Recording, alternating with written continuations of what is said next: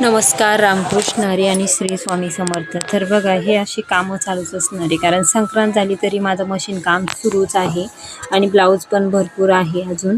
तर कारण ते अर्जंट ब्लाऊज असले तर ते आपल्याला वेळेवर द्यावंच लागतात आणि हे सगळे कामं म्हणजे आपले नेहमीचं रुटीन असल्यामुळे हे चालूच असतं. असं नाही की संक्रांतीची म्हणून आपली गडबड चालती, तसं काहीच विषय नाही आहे. आणि इथं माझं चालू होतं, पण ते ताईचं चालू होतं मला अर्जंट जायचं, तर मी ब्लाऊज वगैरे काढलं आणि लगेच बाहेर थंडी वाजत होती तर दारात बसले बाजीवर, हुक्का वगैरे लावल्या.